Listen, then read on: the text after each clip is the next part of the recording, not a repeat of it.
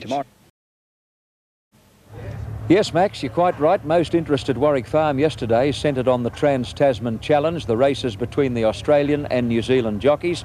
There were 2 events run yesterday. There'll be another 2 at Randwick today, and the final result will be determined on a point score basis. The first event yesterday in the series was over 1,600 metres. L.Dittman wore the gold, kangaroo and green colours of Australia. He rode the top weight Cannon Bay, which started at 6-1. Noel Harris from New Zealand rode the Victorian horse Naval Polish. Shane Dye's mount was a double figures, namely Southern Sweep. Let's see what happened in that event.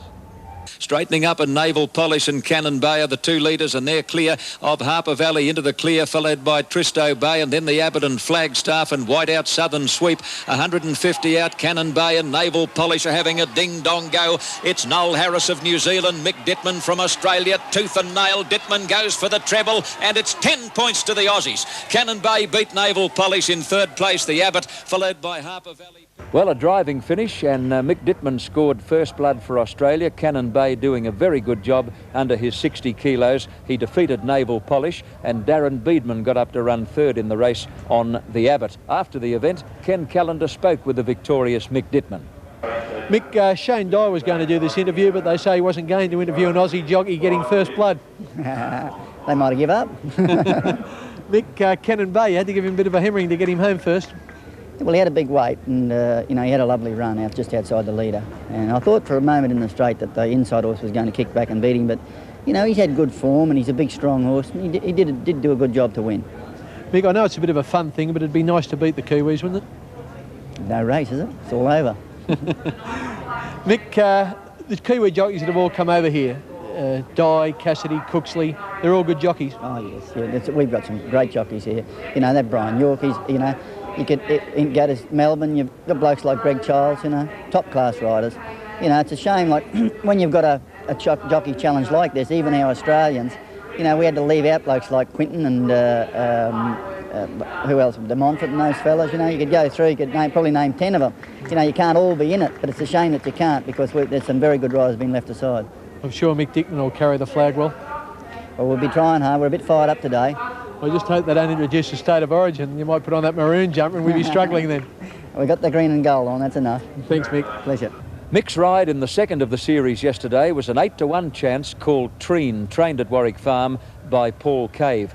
But the popular pick, Tingo's Eve, from the Guy Walter stable, started favourite at 7-4, and the rider, a New Zealander, Grant Cooksley. Here's the action. He's off the fence on Tingo's Eve, and she's immediately going after Zoa. Treen has run up on the fence into 3rd spot, followed by Sometime Lucky and Medinas. Tingo's Eve went to the lead, but here comes Dittman on Treen on the inside. Tingo's Eve the leader, Treen on the inside. The 2 Warwick Farm mares are going to fight it out. Tingo's Eve and Treen. Tingo's Eve did best and beat Treen.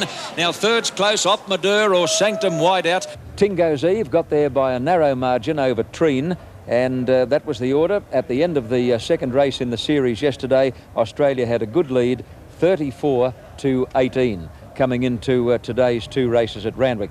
Now, Ken Callender was on deck immediately after the race and spoke with Grant Cooksley, who rode the winner, and Kevin Moses, who finished well back on Mighty Pearl, but might go a little better at Randwick today.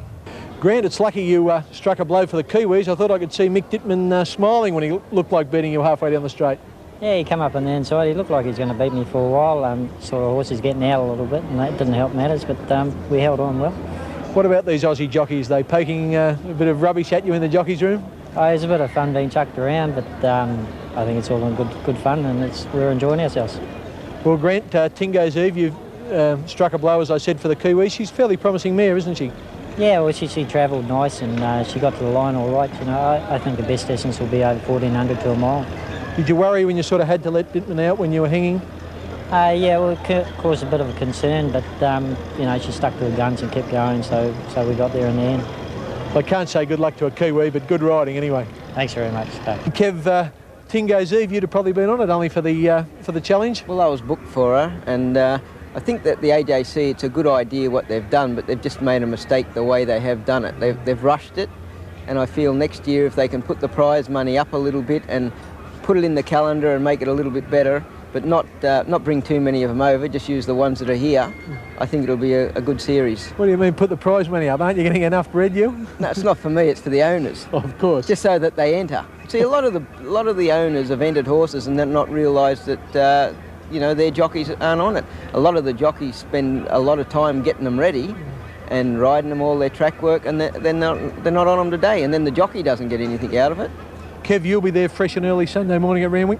I'll be there. Principal race at Warwick Farm yesterday was the San Domenico Stakes, a 3-year-old event, Group 2, over 1,000 metres, and it was Grant Cooksley again here when he scored a narrow win on the Jeff Mains trained So-and-So.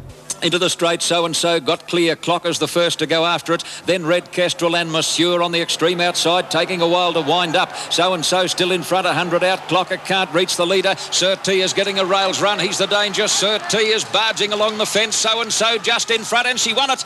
I think So-and-So has held on to win it a nose to Sir T. Close up third is Clocker, followed by... So-and-So is now unbeaten in 2 starts, and the way she's going, she'll win another race or 2 this preparation. Well, Shane Dye joins me now. Firstly, Shane, the San Domenico Stakes, good win by So-and-So. She's a classy filly. Very, very good win, John. I think the thing out of the race was the fillies run first and third. And all last season we'd stated the fillies were better on the colts, and it proved that again yesterday at Warwick Farm. Sir T's run was probably the best in the race, and once he gets up to 1,400 to a mile, he's going to be very, very, very hard to beat. And he's a lovely type of horse he's developed.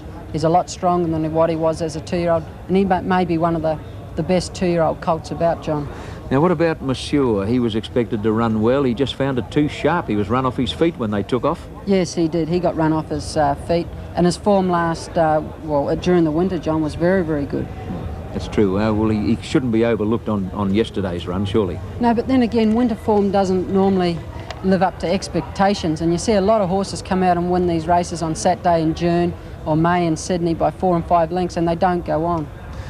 Righto, Randwick today, and your rides in the 2 Trans-Tasman races look a little better than they were at Warwick Farm.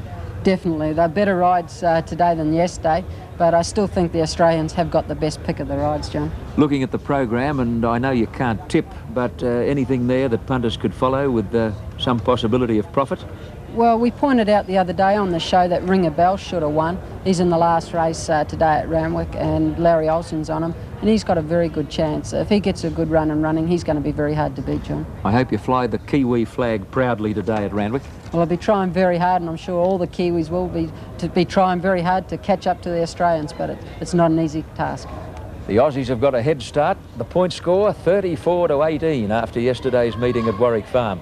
I think the best bet at Randwick today, Max, is in one of the challenge races. Race 4, L.Dittman's mount, Sharkia. You should have something on him. OK, Max, back to you. Good on you, Tappy. It looks like a really good day out there in the Trans-Tasman Challenge.